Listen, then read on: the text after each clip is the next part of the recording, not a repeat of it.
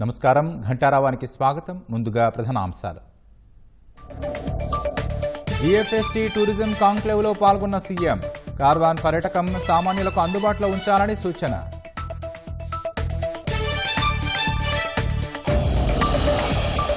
రెంటపాళ్ల పర్యటనకు వెళ్లిన జగన్ కారు తనిఖీ. రవాణా శాఖ అధికారుల ఆధ్వర్యంలో పరిశీలన.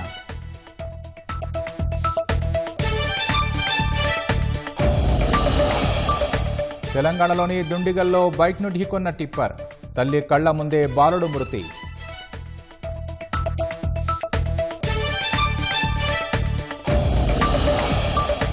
రాష్ట్రంలో బహిరంగంగానే మద్యం తాగుతున్న మందుబాబులు. మామూళ్ల మత్తులో కళ్లు మూసుకుంటున్న ఎక్సైజ్ పోలీసులు.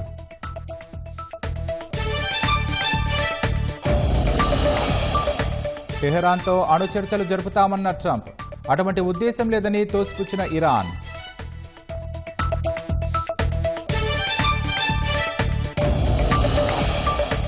పూరీ జగన్నాథుని రథయాత్రకు సర్వం సిద్ధం. లక్షలాదిగా వచ్చిన భక్తులు, 10,000 మందితో భద్రత.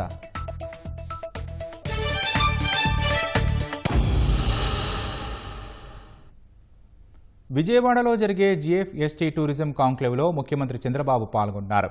క్యారవాన్ పర్యాటక వాహనాలను సీఎం పరిశీలించారు. ఆంధ్రప్రదేశ్ క్యారవాన్ టూరిజం బస్సును ప్రముఖ యోగా గురు బాబా రామ్దేవ్తో కలిసి చంద్రబాబు ప్రారంభించారు.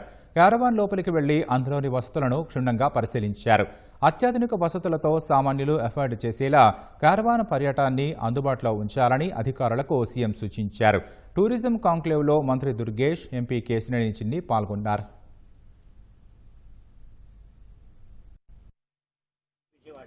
ఒక decent room will cost 5,000 rupees. Plus travel if he hires an Innova, it will cost 3,000 rupees. So 8,000 rupees పడుతుంది. ఇక్కడ వేరే family of 10 it will cost about 3,000 rupees because travel it is included. 50% concession. Less than 50%. That's 8,000. This is 3,000 per person. 10 to 12 people travel చేయొచ్చు sir ఈ size caravan లో.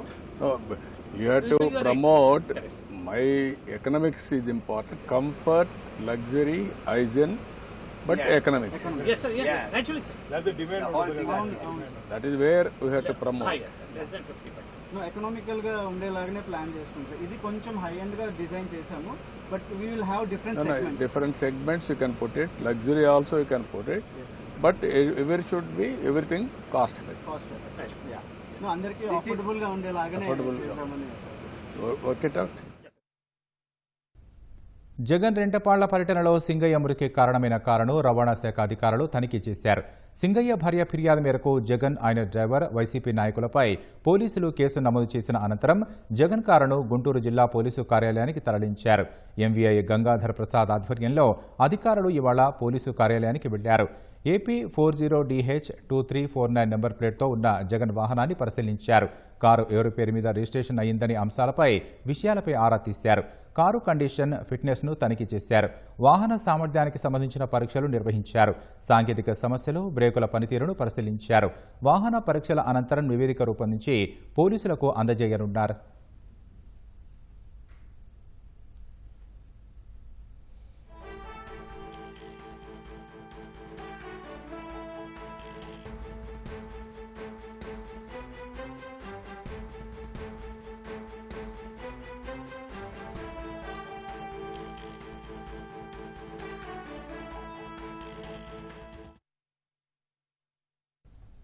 తెలంగాణలోని మేడ్చల్ జిల్లా దుండిగల పరిధిలో హృదయ విదారక ఘటన చోటు చేసుకుంది.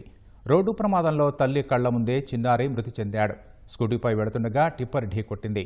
బాలుడి తలపై నుంచి టిప్పర్ వెళ్లడంతో అక్కడికక్కడే ప్రాణాలు కోల్పోయాడు. క్షణకాలంలో జరిగిన ప్రమాదంలో కుమారుడిని కోల్పోయిన తల్లి తీవ్రంగా విలపించడం అందరినీ కలచివేసింది. ఈ దుర్ఘటనతో కొంత సమయం వాహనాల రాకపోకలకు అంతరాయం కలిగింది. సమాచారం అందుకున్న పోలీసులు ఘటనా స్థలాన్ని పరిశీలించారు. కేసు నమోదు చేసుకుని దర్యాప్తు చేస్తున్నారు.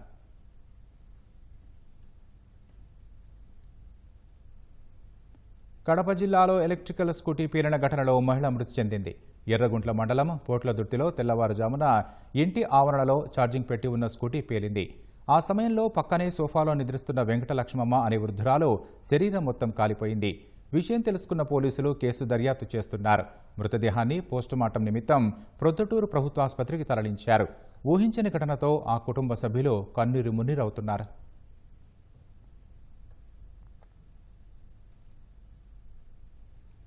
శ్రీ సత్యసాయి జిల్లా హిందూపురం మండలం కీరికెర పంచాయతీ పరిధిలోని వెంకటాద్రి లేఅవుట్లో నివాసముంటున్న నిత్యానందరెడ్డి ఇంట్లో భారీ దోపిడీ జరిగింది. రాత్రి 9 గంటలకు భోజనం చేస్తుండగా కారులో వచ్చిన 4 దుండగులు ఇంట్లోకి చొరబడ్డారు. మరో వ్యక్తి కారులోనే ఉన్నట్లు బాధితులు చెబుతున్నారు. ఇంట్లోకి వచ్చిన వెంటనే మెడపై కత్తి పెట్టి తుపాకీ చూపించి మెడపై ఉన్న బంగారాన్ని లాక్కున్నారు. అనంతరం నిత్యానందరెడ్డి చేతులు కట్టేసి పూజ గదిలోకి వేసి తాళం వేశారు. అతని భార్యను మరో గదిలో బంధించారు. నిత్యానందరెడ్డి తల్లిదండ్రులైన నరసారెడ్డి, లక్ష్మీదేవమ్మ చిన్నపిల్లలు ఉండగా వారిని గదిలో కూర్చోమని చెప్పారు. బీరువాలో ఉన్న బంగారు నగలను ఎత్తుకెళ్లారు. విషయాన్ని పోలీసులకు చెబితే మళ్లీ వచ్చి మీ కుమారుణ్ణి చంపేస్తామని హెచ్చరించినట్లు బాధితులు చెబుతున్నారు. పోలీసులకు సమాచారం ఇవ్వడంతో డీఎస్పీ మహేష్, సిఐ ఆంజనేయులు సహా సిబ్బంది సంఘటనా స్థలానికి వచ్చి తనిఖీ చేశారు. సీసీ ఫుటేజ్ పరిశీలించారు. వచ్చిన వారందరూ హిందీలో మాట్లాడారని బాధితులు చెబుతున్నారు. సుమారు 12 తులాల బంగారం నగలు ఎత్తుకెళ్లినట్లు బాధితులు పోలీసులకు ఫిర్యాదు చేశారు.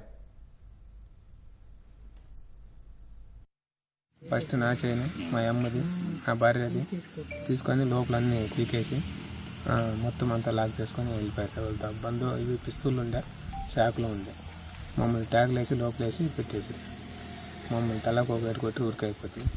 అంతే సార్. పోలీసు వాళ్ళకి చెప్పొద్దని చెప్తే మళ్ళీ రేపు వచ్చి కావాలంటే మీ పిల్లోడు ఉన్నాడు కడి చేస్తామని చెప్పారు సార్. ఎందుకు వచ్చినామో ఏం చెప్పారు? అదే సార్, ఎవరినో చంపేదానికి వచ్చినారంట వాళ్ళు. రాంగ్ అడ్రస్కి వచ్చినామని చెప్పినారు. తెలుగు వస్తుందా వాళ్ళకి? తెలుగు రాదు సార్, హిందీనే. ఎంతమంది? 4. కడప జిల్లా బద్వేలు మండలం బైనపల్లి చెరువు తొట్టులో వైసీపీ నాయకుడు శ్రీకాంత్ రెడ్డి అక్రమ ఇంటి నిర్మాణ కూల్చివేత హైడ్రామా మధ్య సాగింది. బైనపల్లి చెరువు తొట్టులో వైసీపీ నాయకుడు శ్రీకాంత్ రెడ్డి అక్రమంగా ఇంటిని నిర్మించినట్లు ఫిర్యాదులు అందాయి. దీంతో నీటిపారుదల శాఖ ఇన్ఛార్జ్ డీఏ వేణుగోపాల్ రెడ్డితో పాటు రెవెన్యూ అధికారులు అక్రమ నిర్మాణాలు కూల్చివేసేందుకు పోలీసు భద్రతతో వెళ్లారు. విషయం తెలుసుకున్న శ్రీకాంత్ రెడ్డి అనుచరులు, వైసీపీ కార్యకర్తలు పెద్ద ఎత్తున అక్కడకు చేరుకున్నారు. ఇంటిని కూల్చవద్దంటూ అధికారులను, పోలీసులను అడ్డుకున్నారు. ఈ క్రమంలో చాలాసేపు తీవ్ర వాగ్వాదం జరిగింది. గురువారం సాయంత్రం 4 గంటల నుంచి రాత్రి పొద్దుపోయే వరకు ఈ వ్యవహారం సాగింది. ఎమ్మెల్సీ బీసీ గోవిందరెడ్డి గురువారం రాత్రి పార్టీ శ్రేణులతో కలిసి ఘటనా స్థలానికి రావడంతో అధికారులు అక్కడి నుంచి వెళ్లిపోయారు.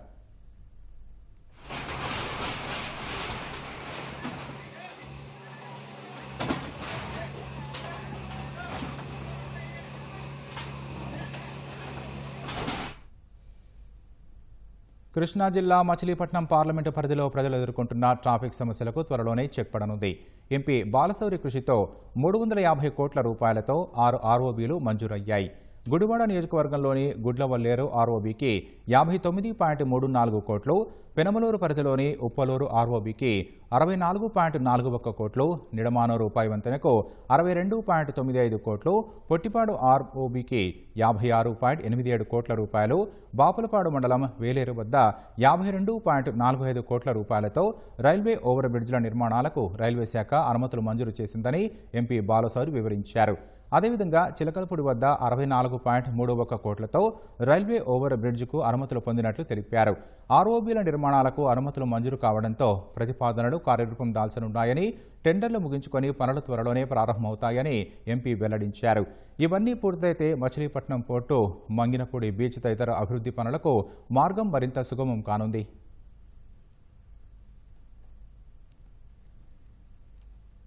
పట్టణ ప్రాంతాల్లో పేద, మధ్యతరగతి ఇళ్ల నిర్మాణాలు ఇక పరుగులు పెట్టనున్నాయి. ప్రజలు పడుతున్న కష్టాలను తొలగిస్తూ ప్రజలకు, వ్యాపారులకు ప్రోత్సాహకరంగా కూటమి సర్కారు కీలక నిర్ణయాలు తీసుకుంది. ఇంటి నిర్మాణంలో కీలకమైన సెట్బ్యాక్ తగ్గించింది. దీంతో భవన నిర్మాణాల్లోనూ ఊరట లభించేలా చర్యలు తీసుకుంది. నగరాలు, పట్టణాల్లో ఇళ్లు, అపార్ట్మెంట్లలో అనుమతులకు విరుద్ధంగా చేస్తున్న నిర్మాణాలకు ప్రభుత్వం చెక్ పెట్టేలా కీలక నిర్ణయం తీసుకుంది. ఉల్లంఘనలకు కారణాలు గుర్తించి వాటికి శాశ్వత పరిష్కారం చూపుతోంది. ప్రజలు తమ సొంత స్థలాల్లో నిర్భయంగా నిర్మాణాలు చేపట్టి సొంతింటి కలను సాకారం చేసుకునే అవకాశం కల్పిస్తోంది. పురపాలికలు, నగరపాలక సంస్థలు, నగర పంచాయతీల్లో ఏటా 40,000 కొత్త ఇళ్లు, భవన నిర్మాణాలకు అనుమతులు ఇస్తుంటారు.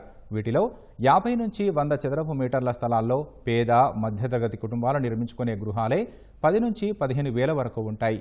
నిబంధనలకు ప్రకారం ఇంటి చుట్టూ ఖాళీ స్థలం విడిచిపెడితేనే నిర్మాణ ప్రాంతం తగ్గుతుంది. అలా విడిచిపెట్టకపోతే పట్టణ ప్రణాళిక సిబ్బంది, కార్పొరేటర్లు లేదా కౌన్సిలర్లు ఇళ్ల ముందు వాలిపోయి లంచాల కోసం వేధిస్తుంటారు.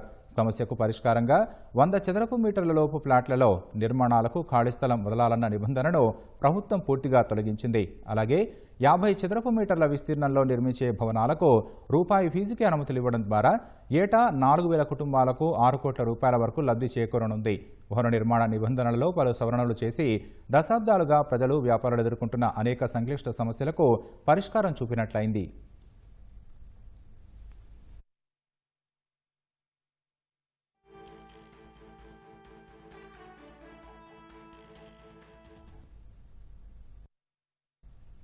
పట్టణాల్లోని గృహ నిర్మాణాల్లో మరో కీలకమైన మార్పును ప్రభుత్వం తీసుకువచ్చింది. 2 60 అడుగుల వెడల్పు రోడ్లు, 2 80 అడుగుల వెడల్పు రోడ్లు పక్కపక్కన ఉన్న చోట నిర్మించే బహుళ అంతస్తుల్లో అదనపు ఫ్లోర్లు వేసుకునే అవకాశం కల్పించింది. 60-60 రోడ్డులో 5 ఫ్లోర్లు, 80-80 రోడ్డులో 1 ఫ్లోర్ అదనంగా వేసుకోవచ్చు. ఇప్పటి వరకు అలాంటి చోట 10 నుంచి 15 ఫ్లోర్లు వేసే వీలుంది. భవన నిర్మాణ నిబంధనల సడలింపుతో ప్రజలకు కష్టాలు తప్పనున్నాయి. ప్రభుత్వ తాజా నిర్ణయం ప్రకారం 100 చదరపు మీటర్ల లోపు స్థలంలో నిర్మించుకునే ఇళ్లకు ఫ్రంట్ సెట్ బ్యాక్ అవసరం లేదు. ప్రజలు లంచాల బిడద లేకుండా గ్రౌండ్, ఫస్ట్ ఫ్లోర్ నిర్మాణం చేపట్టొచ్చు. 100 అడుగుల కంటే ఎక్కువ వెడల్పు ఉన్న రోడ్ల వెంబడి చేపట్టే నిర్మాణాల్లో ఫ్రంట్ సెట్ బ్యాక్ 5.5 మీటర్లకు తగ్గించింది. ఇప్పటి వరకు 7.5 మీటర్లు సెట్ బ్యాక్ నిబంధన ఉండగా ఇప్పుడు 2 మీటర్లు తగ్గింది. రహదారుల విస్తరణలో స్థలాలు కోల్పోయిన వారు టీడీఆర్ బాండ్లు వచ్చే వరకు వేచి చూడకుండా విస్తరణలో పోగా మిగిలిన స్థలంలో నిర్మాణాలకు వెంటనే చేపట్టే అవకాశం ప్రభుత్వం కల్పించింది. అధికారుల తదుపరి పరిశీలనలో బిల్డింగ్ రుసుములు, అదనపు ఫ్లోరుకు టీడీఆర్ ఎంత అవసరమో లెక్కలు కట్టి మిగిలిన దానికి బాండ్ జారీకి సిఫార్సు చేస్తారు.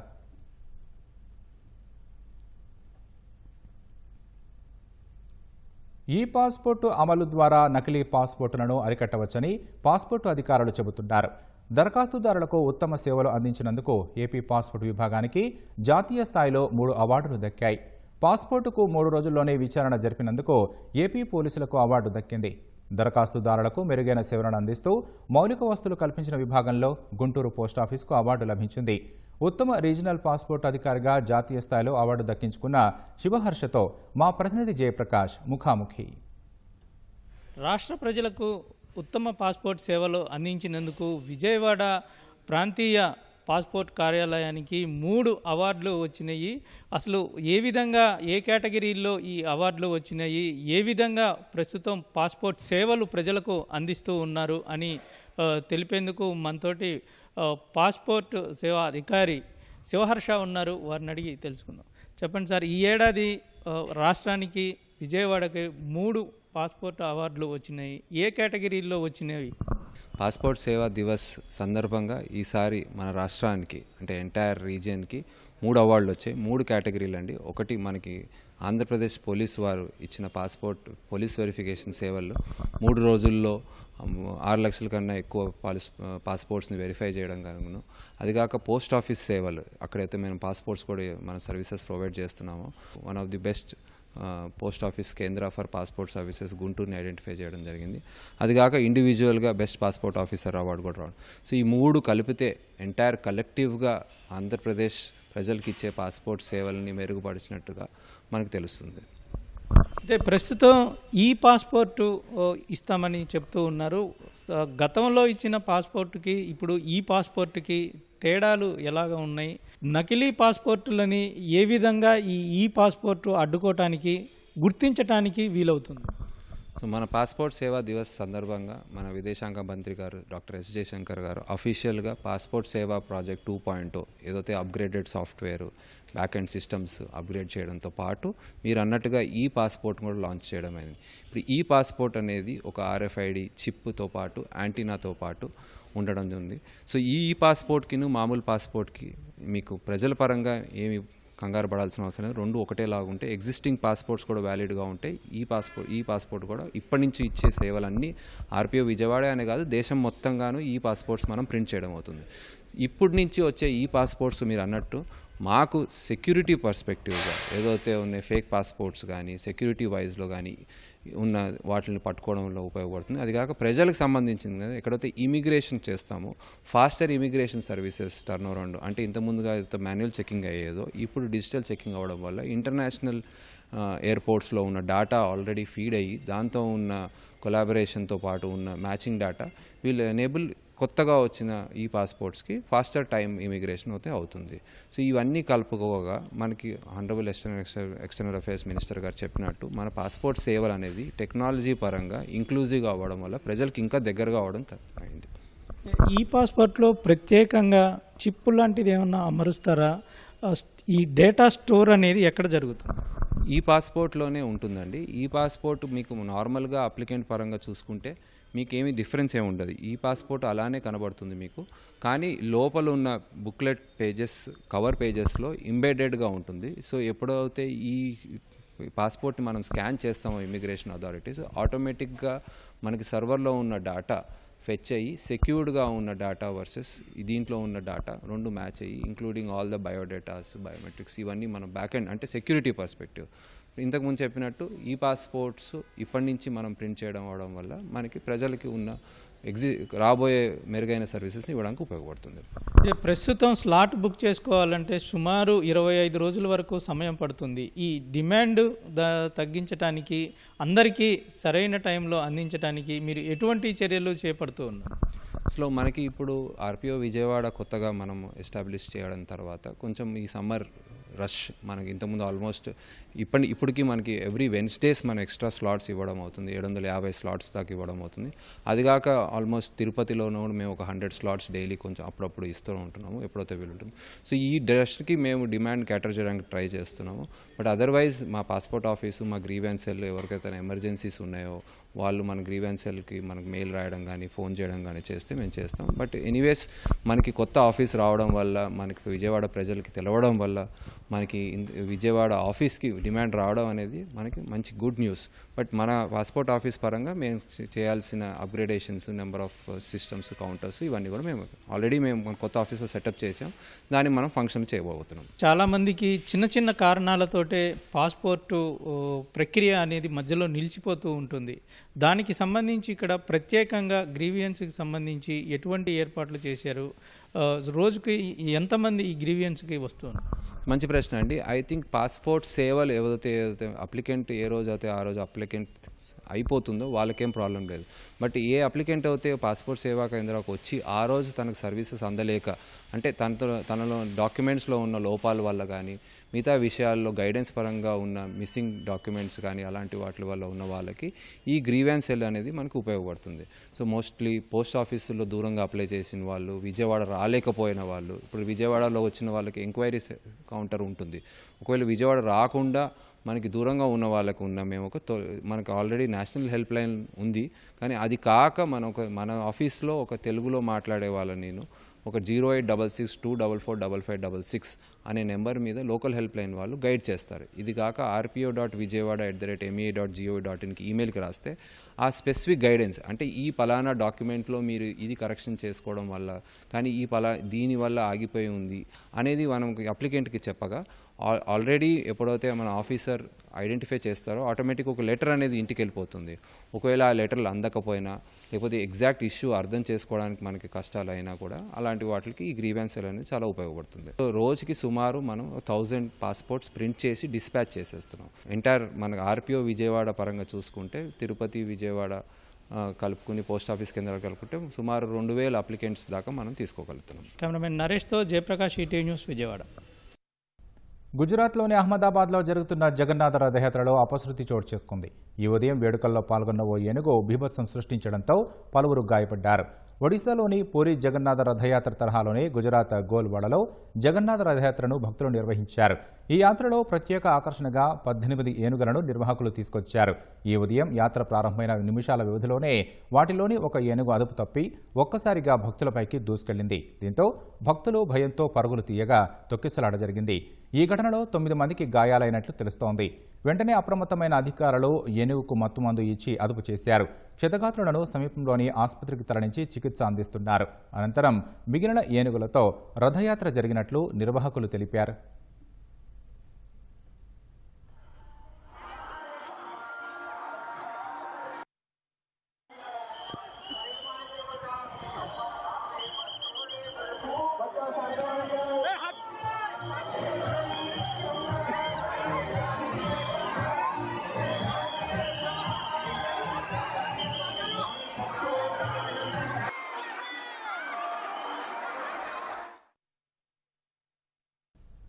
త్వరలో భారత్తో అతిపెద్ద వాణిజ్య ఒప్పందం జరగనుందని అమెరికా అధ్యక్షుడు డొనాల్డ్ ట్రంప్ సంకేతాలు ఇచ్చారు.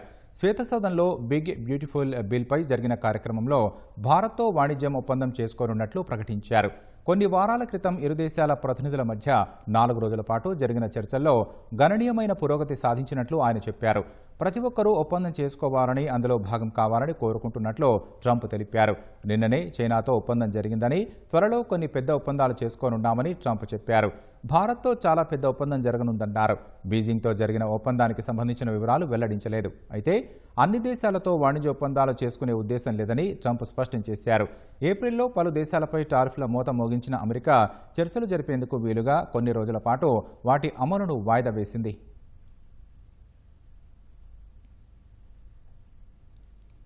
అమెరికాతో ఎలాంటి అణుచర్చలు జరిపే ఉద్దేశం లేదని ఇరాన్ స్పష్టం చేసింది. ఇటీవల తమపై జరిగిన దాడులు గణనీయమైన నష్టాన్ని కలిగించాయని, అణు కార్యక్రమ పునరుద్ధరణపై అధికారులు అధ్యయనం చేస్తున్నారని ఇరాన్ విదేశాంగ మంత్రి అబ్బాస్ వెల్లడించారు. ఈ చర్చలపై White House press secretary Karoline Leavitt స్పందించారు. ఇరాన్తో ఎలాంటి చర్చలు నిర్వహించడం లేదని ఆమె వెల్లడించారు. అయితే ఒప్పందానికి సంబంధించిన చర్చలు పునఃప్రారంభించేందుకు మధ్యవర్తిత్వం వహిస్తున్న అమెరికా ఖతార్తో మాట్లాడనుందని లీవిట్ తెలిపారు. వచ్చే వారం టెహ్రాన్తో అణుచర్చలు జరుపుతామని అమెరికా అధ్యక్షుడు ట్రంప్ నాటో శిఖరాగ్ర సమావేశంలో తెలిపారు. అణువాయుధాలు తయారు చేయాలన్న ఆశయాన్ని వదిలేసేలా ఇరాన్తో చమురుపై అమెరికా ఆంక్షలు సడలించే అవకాశాలున్నట్లు ట్రంప్ సంకేతాలిచ్చారు. ప్రస్తుతం ఇరాన్ పునర్నిర్మాణానికి నగదు కావాలని ట్రంప్ అభిప్రాయపడ్డారు. ఈ క్రమంలోనే ఆ దేశం కోలుకోవడానికి మద్దతు ఇవ్వడం కోసం కొన్ని ఆంక్షలను సడలించే అవకాశాన్ని పరిశీలిస్తున్నట్లు ట్రంప్ పేర్కొన్నారు.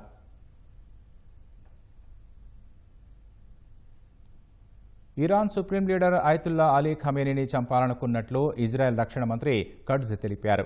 ఈ నెల 13న ఇరు దేశాల మధ్య 12 రోజుల పాటు సాగిన యుద్ధం ఈ వారంలో జరిగిన కాల్పుల విరమణ ఒప్పందంతో ముగిసింది. ఖమేనీని చంపడానికి తమకు అమెరికా అనుమతి అవసరం లేదని కట్జ్ చెప్పారు. ఖమేనీని చంపేందుకు ట్రంప్ అనుమతి ఇవ్వలేదన్న వార్తలను ఆయన తోసిపుచ్చారు. అయితే ఖమేనీని చంపాలని అనుకున్నప్పటికీ అందుకు అవకాశం దొరకలేదని తెలిపారు. తనపై దాడి చేసే ప్రయత్నం జరుగుతుందని ఖమేనీకి తెలుసని, అందుకే ఆయన ఇజ్రాయెల్ తొలి విడత దాడుల్లో హతమైన ఇస్లామిక్ రెవల్యూషనరీ గార్డ్ కార్ప్స్ అగ్రశ్రేణి కమాండర్ల స్థానంలో నియమితులైన వారితో సంబంధం లేకుండా భూగర్భంలో దాక్కున్నట్లు ఇజ్రాయెల్ రక్షణ మంత్రి చెప్పారు.